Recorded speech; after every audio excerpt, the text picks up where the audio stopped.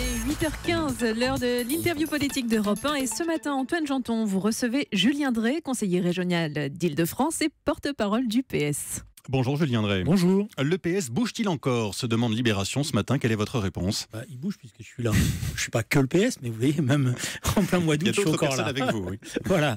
Oui, le Parti socialiste a subi une défaite cinglante, dure, profonde, peut-être une des plus violentes dans ces 2 décennies. Mais il y a encore aujourd'hui... 6% à la présidentielle, 7% législative. Vous pouvez le rappeler. C'est toujours important de donner les chiffres. Voilà, non, mais je veux dire, maintenant il y a un idéal qui existe, un combat historique qui existe encore, qui subsiste et qui continue. Et puis il y a aussi des centaines d'élus sur le terrain qui continuent à croire au Parti socialiste, en tous les cas ce que représente le combat socialiste, c'est-à-dire le combat pour l'égalité, pour la justice sociale. Bon, donc il va falloir muter, il va falloir tirer les leçons de cette défaite. Il faut le faire assez rapidement, parce que c'est vrai qu'à force d'attendre, on a le sentiment qui est en train de s'installer, c'est qu'on ne sait plus où on en est. Quel est le calendrier de la rénovation? Le calendrier, il est en train de se bâtir, puisqu'il y a plusieurs réunions qui sont prévues cet été et qui vont se tenir fin août. L'idée, c'est un débat entre nous, il faut être honnête, mais mon idée, c'est qu'il faut maintenant accélérer le rythme. On avait prévu un rythme qui allait jusqu'à mars, avril. Je pense qu'il va falloir accélérer ce calendrier, parce qu'on a besoin d'une direction politique du Parti socialiste qui soit stable, qui ne soit pas intérimaire, et qui puisse émettre un message et donner une orientation politique à ceux qui croient encore à cette machine. Une direction intérimaire, c'est le cas aujourd'hui. C'est une direction collégiale qui s'occupe désormais du parti. Une direction qu'on dit divisée et impuissante. Est-ce que c'est le cas? Non, elle n'est ni divisée ni impuissante. Elle est en train de se réunir. Elle a fait 2 réunions, donc on ne peut pas commencer à porter des jugements sévères à son égard. Simplement, je crois, et on a tâtonné. C'est difficile de s'entendre quand on est plus d'une vingtaine autour de la table, avec des courants très différents. 20, c'est pas grand-chose. Je veux dire, j'ai connu des choses qui étaient beaucoup plus pléthoriques que ça. Le problème, c'est qu'il y a d'abord eu un traumatisme. Et d'abord, dans un premier temps, vous regardez, vous analysez ce qui se passe. C'est comme après un tremblement de terre. Maintenant, il faut effectivement, c'est ce que nous allons faire là dans les semaines à venir, rapidement passer à autre chose. C'est-à-dire à la fois être capable, honnêtement, de tirer le bilan de ce qui s'est passé et puis proposer des perspectives pour redonner. Parce que moi, ce que je crois, si vous voulez, c'est qu'il y a besoin d'un parti socialiste réformiste, c'est-à-dire qui accepte l'exercice du pouvoir, sa réalité, tout en essayant toujours de la transformer. Il y a besoin de ce courant-là. Sinon, on risque d'avoir une sorte de radicalité qui se constitue, alors qui est sympathique, qui fait peut-être la une des médias et l'actualité, mais qui est totalement inefficace et impuissante. Si vous voulez, si le paysage politique se structure entre, je dirais, une droite modérée et de l'autre côté, une gauche totalement radicalisée, eh bien, la possibilité de transformer la société, transformer le réel, va s'estomper. Est-ce qu'il y a encore un espace politique pour le PS, entre justement la République En Marche à sa droite, le mouvement du 1er juillet de Benoît Hamon à sa gauche, la France Insoumise, le Parti communiste également? Écoutez, il y a un pôle de radicalité, comme on dit, qui est en train de se constituer. On voit bien le problème, le danger pour le Parti socialiste, c'est d'un certain point de vue de se faire aspirer, de disparaître et de perdre son essence par rapport à cela. Et de l'autre côté, il y a effectivement quelque chose dont on a du mal encore à préciser le contour politique, qui s'appelle et dont une partie vient des troupes du Parti socialiste. Il faut être honnête, le mouvement En Marche. Donc c'est pour ça qu'on a besoin d'un Parti socialiste qui reprenne son autorité politique et qui puisse justement éviter la radicalité pour la radicalité et éviter effectivement que la gestion l'emporte sur la volonté de transformer les choses, parce qu'il y a besoin pour nos concitoyens que les choses aillent mieux. Les discussions de fond commencent, donc elles vont se continuer dans les semaines qui viennent. Sur la forme maintenant, faut-il changer le nom du parti? À l'Assemblée nationale, le groupe s'appelle Nouvelle Gauche. Oui, bon, ça a été, je dirais, le choc du résultat. À un moment donné ou à un autre, certainement, il faudra se dépasser, refonder une nouvelle organisation. Mais je pense qu'il ne faut pas se précipiter et donner le sentiment que tout d'un coup, parce que la forme se substitue au fond. Voilà, donc il n'y a pas de gadget pour refonder le Parti socialiste, pour lui donner... donc c'est pas simplement une question de changer de nom ou de vendre le local. La question, c'est d'abord une question de fond, c'est réaffirmer une orientation réformiste volontaire dans le pays et la défendre bec et ongle. Vous parlez du local, c'est un beau local, c'est un bel hôtel particulier du 7e arrondissement, la rue de Solferino. Est-ce que vous êtes favorable à la vente du siège du PS? À ce stade, je suis assez réticent parce que je trouve que le signal qui sera donné ne sera pas le bon. Alors j'entends bien ceux qui nous disent qu'il faut changer de local pour donner le sentiment qu'on a changé. Je pense que c'est un peu simple.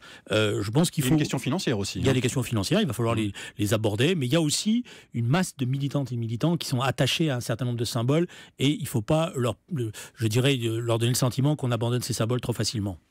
Vous êtes proche de François Hollande, Julien Drey. Est-ce qu'il s'intéresse encore à la vie du Parti socialiste, lui, l'ancien premier secrétaire? Je ne vois pas comment un responsable de ce niveau-là pourrait se désintéresser des choses. Alors, après, il n'est pas acteur et il a tourner la page, mais je suppose... Qu'en pense-t-il ? Qu'est-ce qu'il vous dit ? Écoutez, j'ai pris pour... D'abord, je suis le porte-parole du parti, c'est pas le porte-parole de François Hollande. Hein. Je veux dire, je parle avec lui comme ami. Bon, il a une analyse inquiète de la situation, justement. Il pense que la force socialiste doit vite se reconstituer pour se remettre en place, mais il le pense comme le pense une grande partie aujourd'hui des militants et des dirigeants du Parti socialiste. Comment expliquez-vous la chute de popularité d'Emmanuel Macron, qui a fortement chuté cet été ? Bon, je pense que c'est toujours la même chose. Il y avait un état de grâce au départ, avec le choc qu'a représenté l'élection d'un jeune président.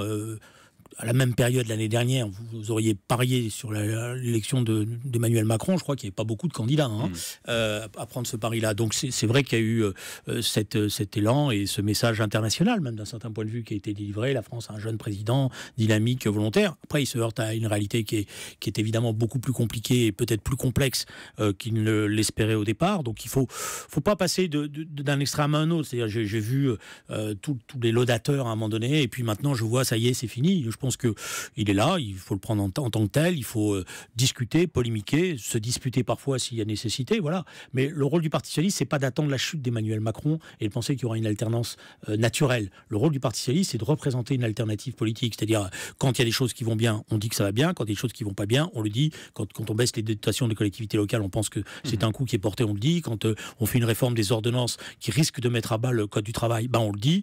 Et puis quand, par exemple, sur les migrants, la position est une position qui reste la position française, c'est-à-dire d'être capable d'accueillir tous ceux qui sont des migrants en situation difficile, tout en étant capable de maintenir un certain nombre de règles, je crois que c'est bien. Voilà. Il faut séparer ceux qui peuvent demander l'asile politique des autres migrants, c'est ce que disait Gérard Collomb hier au Journal du Dimanche. Est-ce que vous êtes d'accord avec cette vision et cette manière d'aborder le dossier ? Oui, je dirais, j'ai lu l'interview de Gérard Collomb hier et je pense qu'il est dans la continuité de ce qu'a fait le gouvernement précédent. Il n'y a pas de surprise vu ses origines politiques. Et je veux dire, l'idée de garder à la fois la générosité tout en restant efficace, de construire justement des centres d'accueil pour éviter les regroupements comme on a connu à Calais. 3500 places en 2018. Voilà, je crois que c'est ça, vous voyez, je vous l'ai dit tout à l'heure, quand ça va dans le bon sens, ou quand ça correspond, je dirais, à un certain nombre de valeurs auxquelles la France doit rester attachée, c'est-à-dire la capacité d'être une terre d'accueil, tout en n'étant pas naïf, parce que nous ne serons pas capables d'accueillir tout le monde, ça c'est vrai, mais en tous les cas, donner le sentiment que nous ne sommes pas une forteresse qui se protège, simplement.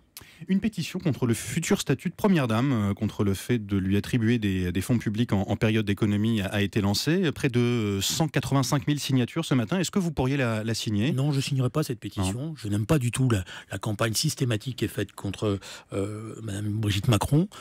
C'est une femme que j'ai eu à connaître et c'est une femme très sympathique. C'est contre le statut, là, en période d'économie. Il faut arrêter la démagogie. Je veux dire, à un moment donné, et c'est le rôle des responsables politiques, une femme de président ou une compagne de président, elle a forcément beaucoup de sollicitations. Donc elle a besoin, ne serait-ce que parce qu'elle représente, c'est comme ça, c'est la vie, la France, elle a besoin effectivement d'un minimum de moyens matériels pour pouvoir exercer ces responsabilités-là. On est content de voir quand elle rayonne et je ne vois pas pourquoi on va la priver d'un certain nombre de moyens. Et je pense que ça, c'est de la démagogie.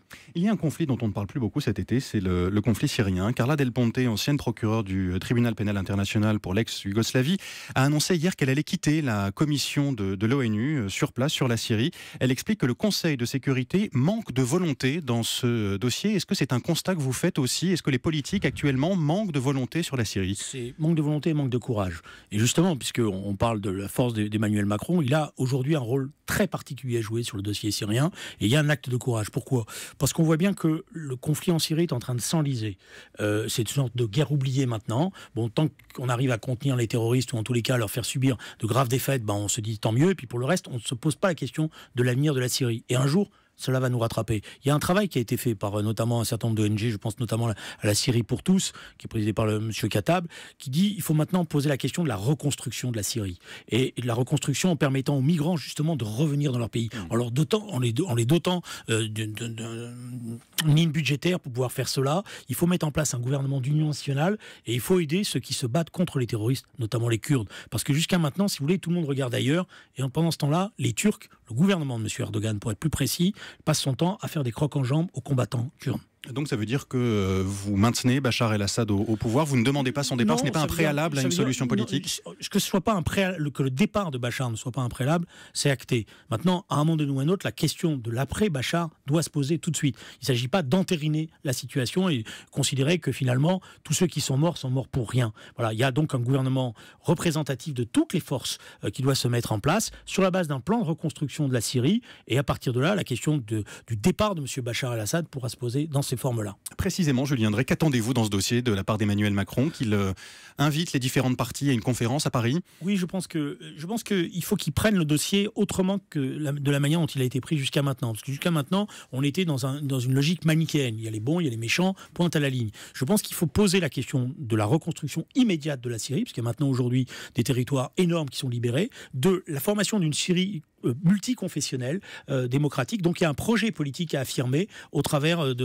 peut-être effectivement de la réunion à Paris de tous ceux qui sont partie prenante de cela. Mais il y a un acte politique fondateur, il y a quelqu'un qui doit prendre en main cela. Parce que sinon on voit bien, les grandes puissances parlent, et sur le terrain, ça continue comme si de rien n'était. Autre crise internationale majeure qu'on connaît depuis plusieurs semaines maintenant, c'est au Venezuela que ça se passe. Quel est le regard que vous portez sur la situation? Est-ce que la France, là encore, joue son rôle? Je pense qu'elle a commencé à émettre un message clair en disant il faut trouver des solutions pour sortir de la crise actuelle.